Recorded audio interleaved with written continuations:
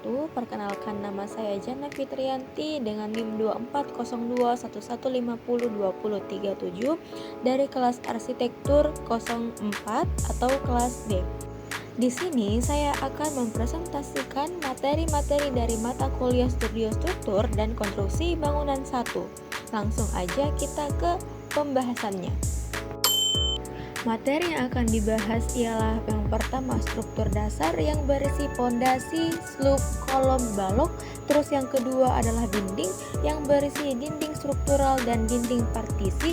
Dan yang ketiga adalah atap yang berisi rangka atap, penutup atap. Dan yang keempat adalah tangga yang berisi jenis-jenis tangga dan juga komponen tangga. 1. Struktur dasar. Struktur dasar adalah bagian utama bangunan yang berfungsi menyalurkan dan menopang beban agar tetap stabil dan kokoh. Struktur ini terdiri dari pondasi, slub, kolom, dan juga balok yang bekerja sama untuk menjaga keseimbangan bangunan terhadap beban vertikal maupun horizontal. Desainnya harus mempertimbangkan kondisi tanah dan juga material agar bangunan aman dan tahan lama. Jenis struktur dasar yang pertama adalah pondasi. Pondasi merupakan elemen yang berada di bagian paling bawah bangunan dan berfungsi menyalurkan beban ke tanah agar bangunan tetap stabil. Contoh yang pertama adalah pondasi dangkal. Pondasi dangkal adalah jenis pondasi yang digunakan untuk bangunan dengan beban ringan hingga sedang serta tanah dengan daya dukung yang baik. Pondasi ini terletak dekat dengan permukaan tanah, biasanya pada kedalaman kurang dari 3 meter, contohnya pondasi tapak dan pondasi cakar ayam. Contoh kedua adalah pondasi dalam. Pondasi dalam adalah pondasi yang digunakan untuk menopang bangunan dengan beban besar atau yang berdiri di atas tanah dengan daya dukung rendah. Pondasi ini menyalurkan beban bangunan ke lapisan tanah yang lebih dalam dan kuat, biasanya lebih dari 3 meter. Contohnya pondasi tiang pancang dan pondasi borpil. Yang kedua, slub. Slub adalah balok mendatar yang menghubungkan pondasi dengan kolom. Jenis slub dapat berupa slub beton bertulang atau slub kayu. Slub berfungsi untuk mencegah pergeseran bangunan akibat gaya lateral, seperti gempa atau tekanan tanah, sehingga memperkuat kestabilan struktur. Contoh yang pertama, slub beton bertulang. Beton bertulang adalah balok yang mendatar dari beton bertulang yang berfungsi mengikat kolom dan mendistribusikan beban ke pondasi, sehingga memperkuat stabilitas bangunan. Umumnya digunakan pada bangunan permanen karena kuat dan tahan gempa. Contoh yang kedua adalah slub kayu. Slub kayu adalah slub dari balok kayu yang digunakan pada bangunan sederhana atau tradisional. Lebih ringan tetapi kurang tahan lama karena rentan terhadap pelapukan dan rayap. Yang ketiga, kolom. Kolom adalah elemen vertikal yang berperan sebagai penopang beban dari balok dan lantai, lalu mengalirkannya ke pondasi. Kolom dapat dibuat dari beton bertulang atau kayu, tergantung pada kebutuhan dan jenis bangunan. Tujuan utama kolom adalah menjaga struktur tetap tegak dan kuat dalam menahan beban vertikal maupun horizontal. Contoh yang pertama ialah kolom beton bertulang. Kolom beton bertulang adalah elemen struktur vertikal dari beton yang diperkuat dengan tulangan besi. Kolom ini berfungsi menopang beban dari balok dan lantai serta menyalurkannya ke pondasi sehingga bangunan lebih kuat dan stabil.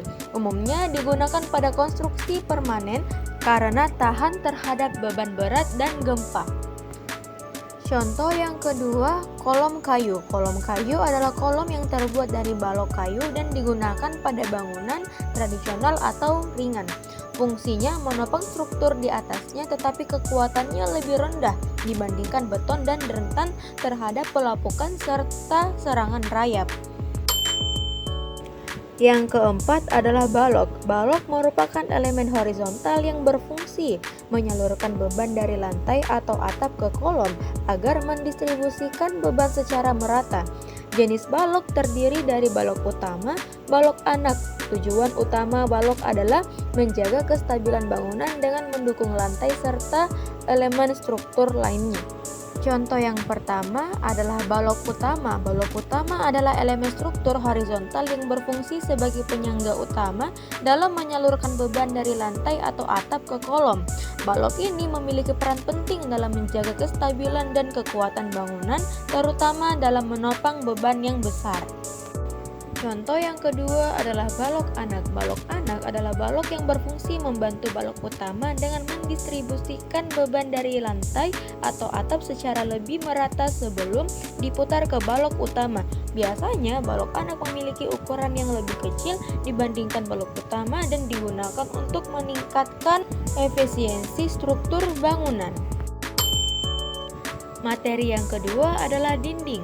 Dinding adalah elemen vertikal dalam bangunan yang berfungsi sebagai pembatas antar ruang, pelindung dari cuaca, serta penopang beban jika bersifat struktural. Dinding bisa terbuat dari berbagai bahan seperti bata, beton, kayu, atau gipsum. Jenis yang pertama adalah dinding struktural. Dinding struktural adalah dinding yang berfungsi sebagai beban utama dalam menopang beban bangunan. Dinding ini membantu mendistribusikan beban dari atap atau lantai ke pondasi sehingga berperan penting dalam kestabilan dan kekuatan bangunan. Contohnya adalah dinding beton bertulang atau dinding bata tebal yang mendukung struktur bangunan. Jenis yang kedua adalah dinding partisi. Dinding partisi adalah dinding yang berfungsi sebagai pembatas ruangan tanpa menanggung beban struktural bangunan. Dinding ini biasanya lebih ringan dan dapat dibuat dari gipsum, kayu, atau kaca. Dinding partisi sering digunakan dalam desain interior untuk menghiasi tata ruang. Materi yang ketiga adalah atap. Atap adalah bagian atas bangunan yang berfungsi sebagai pelindung dari cuaca seperti hujan, panas, dan angin. Selain sebagai pelindung, atap juga berperan dalam estetika dan kenyamanan suatu bangunan. Jenis yang pertama adalah rangka atap. Rangka atap adalah struktur penopang yang berfungsi sebagai kerangka utama dalam mendukung beban penutup atap. Rangka ini bisa terbuat dari kayu, baja ringan, atau beton, tergantung pada jenis bangunan dan kebutuhan konstruksi. Bagian-bagian rangka atap adalah kuda-kuda, gording, reng, usuk, hubungan, jurai, dan lisplang. Jenis yang kedua adalah penutup atap. Penutup atap adalah material yang digunakan untuk menutupi rangka atap agar dapat melindungi bagian dalam bangunan. Material yang umum digunakan antara lain genteng tanah liat, genteng beton, asbes, seng, dan atap metal. Materi yang terakhir adalah tangga. Tangga adalah elemen bangunan yang digunakan untuk menghubungkan dua atau lebih tingkat ketinggian dalam suatu bangunan. Tangga dapat dibuat dari berbagai material seperti beton, kayu, atau baja, tergantung pada kebutuhan dan desain bangunan.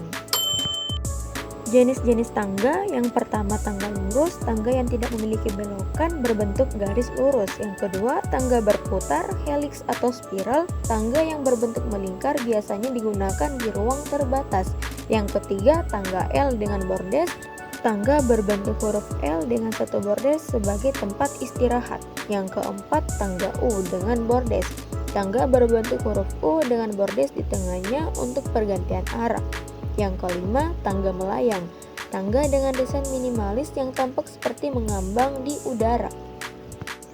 Komponen tangga, yang pertama anak tangga atau langkah, bagian tempat berpijak yang terdiri dari pijakan atau tapak dan tegakan atau riser. Yang kedua, bordes atau landing, area datar di tengah tangga sebagai tempat istirahat. Yang ketiga, ibu tangga atau seringgar, balok miring yang menopang anak tangga. Yang keempat, pegangan tangga atau handrail, pegangan untuk keamanan saat naik dan turun tangga. Yang kelima, tiang pegangan atau baluster, yang vertikal yang mendukung pegangan. Karena telah mencapai slide terakhir, terima kasih telah menonton sampai akhir. Salam hangat dan sampai jumpa lagi.